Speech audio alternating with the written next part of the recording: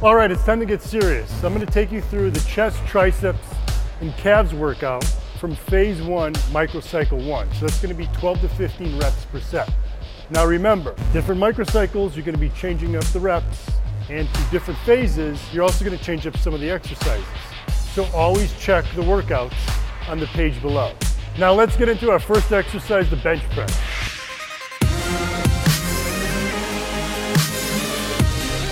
So again, our first exercise is the bench press. Now I typically recommend you do your warm-up sets just on the first exercise.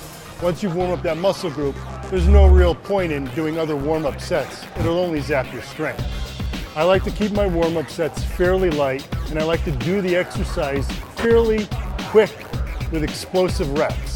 That way you're also warming up those fast-twitch muscle fibers, which you're going to need to maximize your muscle strength. Another tip I recommend is listening to your favorite music. One study I did with the WIDA research group found that when trained bodybuilders listened to their preferred music during workouts, they were significantly stronger on all sets of the exercises. Also be sure you've either had your pre-workout shake or you have your shake with you. One trick that I like to do is combine all my pre-workout and post-workout ingredients into one huge shaker cup.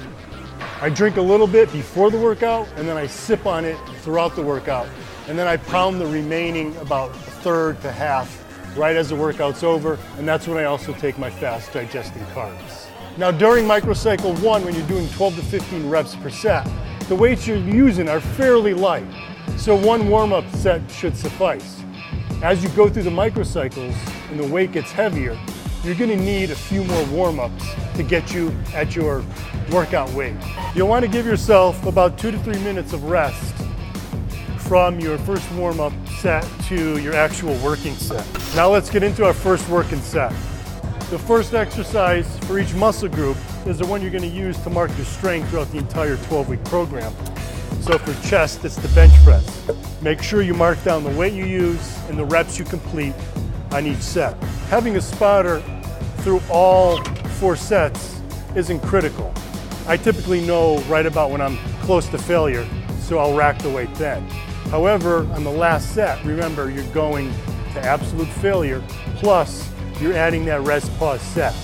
It's really not critical that you hit your working weight on the very first set. You can always adjust. Because that was a bit light for me, I'm going to increase my weight by about 20 pounds total, and that should get me right in that 12 to 15 rep range. All right, I'm on set number 4, the bench press. That's the last set, and remember, during microcycles 1 and 2, on the very last set of each exercise, you're going to do a rest pause.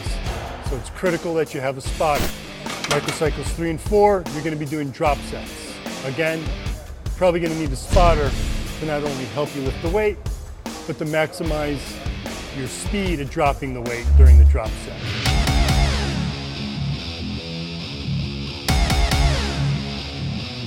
All right, we're on to the second exercise of the chest workout. So it's incline barbell press.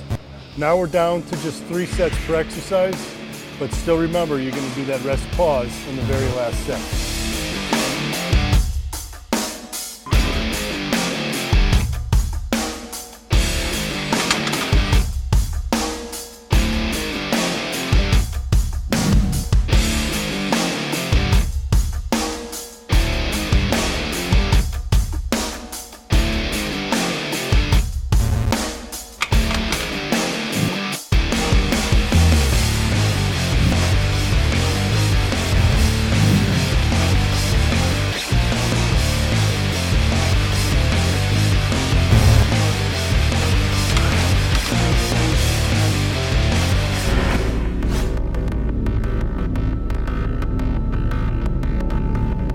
All right, we're on to the third exercise for chest, incline dumbbell fly. I just completed the incline bench press. Now, in most gyms, the incline bench press is set at about a 45-degree angle. 45-degree angle allows you to focus a little more on the upper pecs, but it also involves a lot of the front delts. So, a little trick I like to do is when I get over to the incline dumbbell fly, just to remove more off of the front delt to place more on the upper pecs and also hit the chest muscle fibers a little differently is I like to drop the incline. I like to bring it down closer to a 30-degree angle, even a little lower.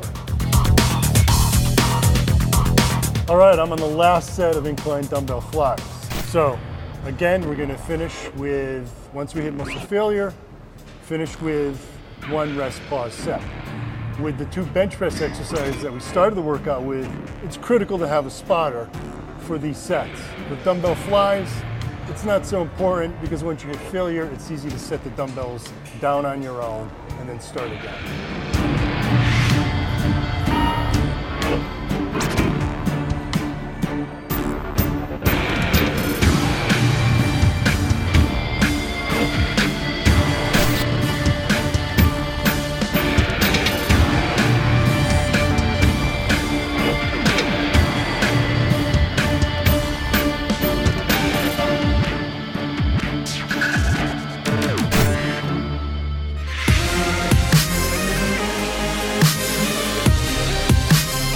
Now we're on the last set for chest. We're going to do cable crossover from a high pulley. This exercise will hit the lower pecs as well as the outer from the stretch you get at the top and even the inner pecs because you're bringing your hands together, you get continuous tension from the cables. Some of you will notice that we did 2 multi-joint exercises at the start, the bench press, the incline bench press, and then we moved on to 2 single joint exercises, incline dumbbell flies, and now cable crossovers. On those single joint exercises, one of the things I recommend is you try to stay towards the higher end of that rep range. So with microcycle 1, you want to try to be getting 15 reps or at least close.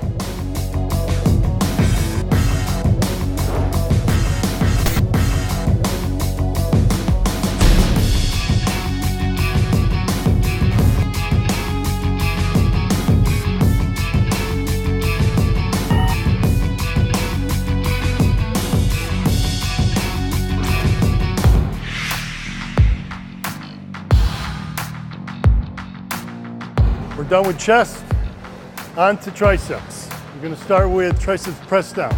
Now, one tip I have for you on the triceps press down is do not wrap your thumb under the bar when you do tricep press downs. What happens a lot of times is people wrap their hands, their thumbs under the bar, and then when they press down holding the bar in their fingers, puts a lot of stress on the wrist, and it actually makes you weaker. A good tip is to keep your thumb over the top. This way you're pressing with your palms. You'll be a lot stronger and it'll place more focus directly on the triceps.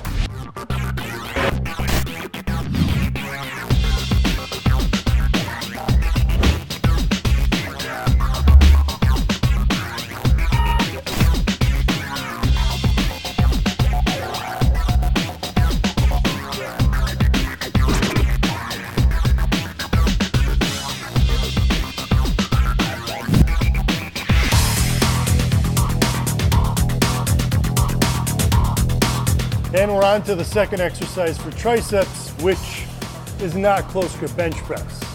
Even though I'm on the flat bench, we're actually going to be doing lying triceps extensions, or what a lot of you guys call skull crushers. Now, most of you will do this on an open flat bench, but that means you have to either lift the bar and then get into setup on the bench, holding the weight, or you need somebody to hand the bar to you.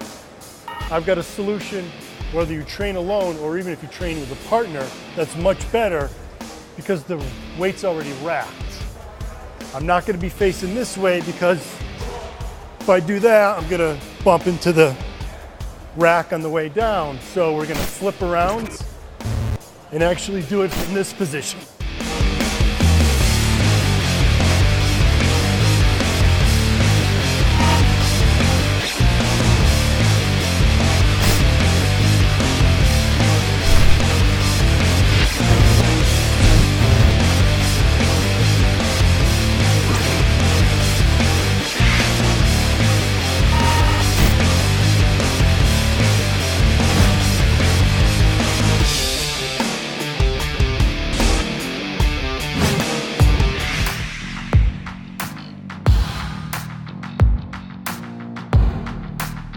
Okay, we're into the 7th exercise of the workout. This is the last exercise for triceps, doing the triceps overhead extension.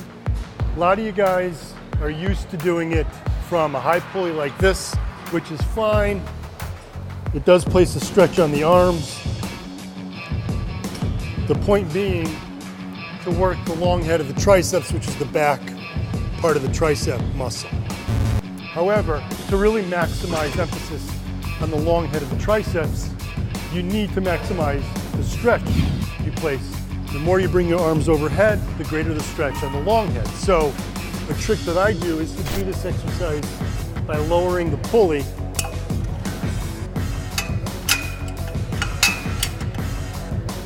which, as you'll see, is going to give more of a stretch.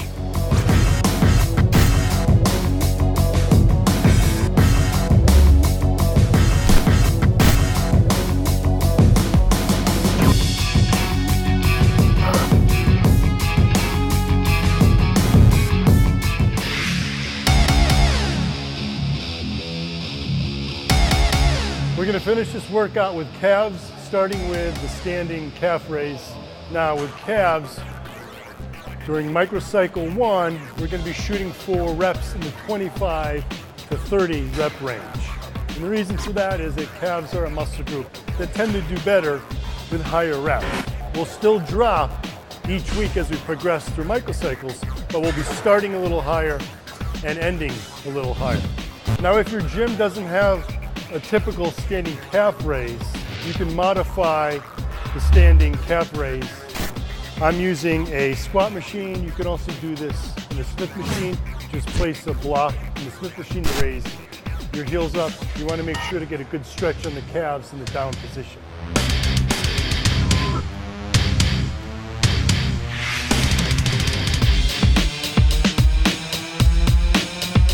All right, we're finally at the last exercise for not only calves, but the entire workout, number 1.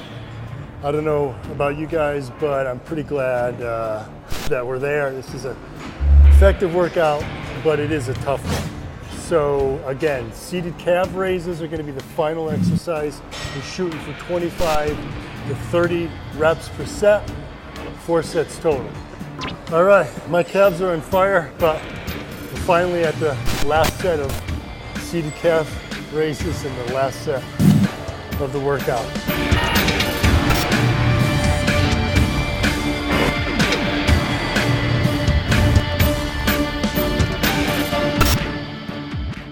All right, that was the chest, triceps, and calves workout from my Shortcut to Size program. I've got my protein shake along with branched chain amino acids, creatine, beta-alanine, betaine, my fast digesting carbs. For more on why you want to take these immediately after the workout, check out the video on supplementation. Be sure to check out all the other content for the Shortcut to Size program here at bodybuilding.com.